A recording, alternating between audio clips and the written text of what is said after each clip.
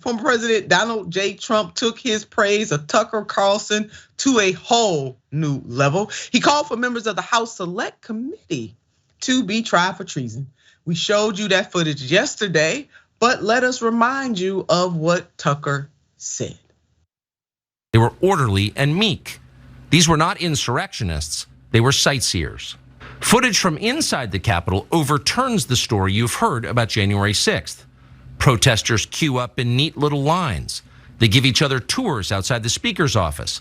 They take cheerful selfies and they smile.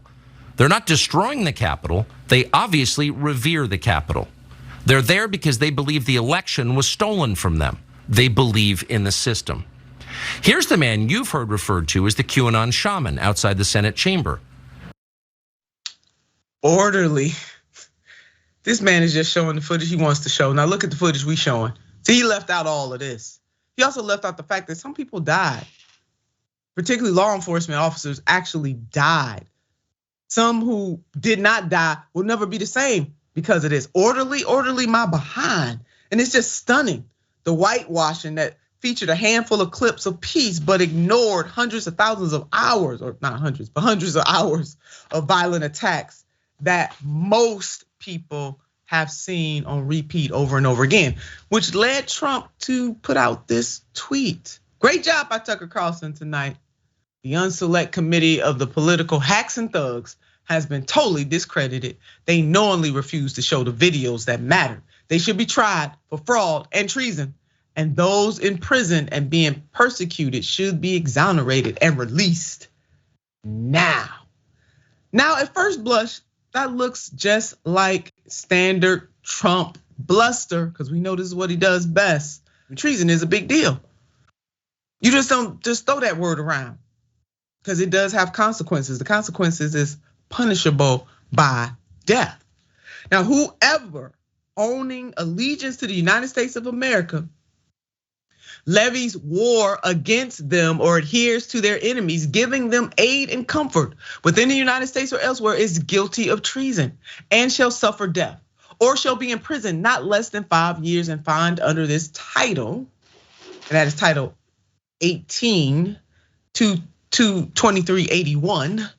They will be guilty of treason and shall suffer death, or shall be in prison not less than 5 years and fined under this title, but not less than $10,000, and shall be incapable of holding any office under the United States.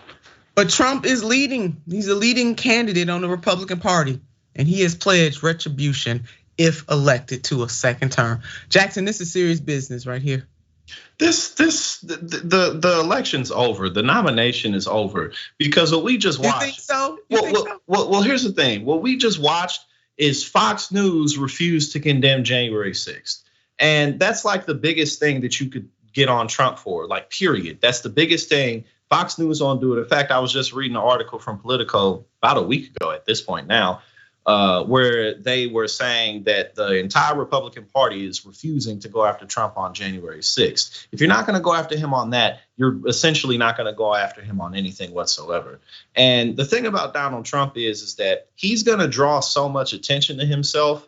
A lot of it's going to be for him doing ridiculous, crazy things, but some of it's going to be for him doing things like, I'm not going to cut Social Security, or whatever else it's going to be. That might be like a quick, nice buzzword for people.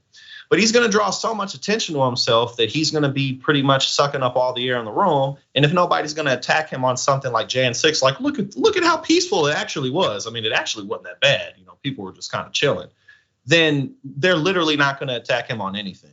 Yeah. So I just, what else is really going to be effective? What are these people really going to do? Like, it's like they've already handed him the nomination practically. It seems as so. And you know what, Jackson? I mean, they did do the hearings.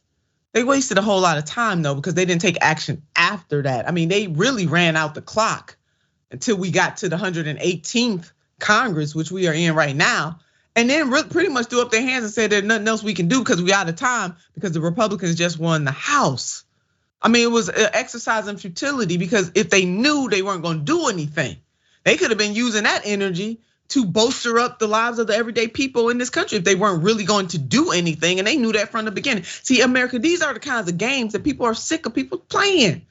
Stop playing with the American people's emotion. Now you heard it here. Jackson said the primary in the Republican on the Republican side is pretty much over. Jackson, we're gonna see if your prediction comes to pass. We will definitely see.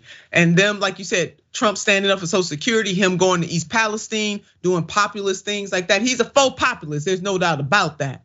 Because he didn't do any of these wonderful things that now he's so upset that the Biden administration is not doing. When he had the power, he didn't do anything. He definitely hiked up or decreased taxes for the ultra wealthy in this country. He did do that. But some of this stuff he's sitting up here protesting now, he did not do it. Now he's sitting up here saying, don't believe your lying eyes when it comes to what happened on January 6th. Woo, President Trump, shame on you, brother. But you such a megalomaniac, you can't be shamed. So there it is.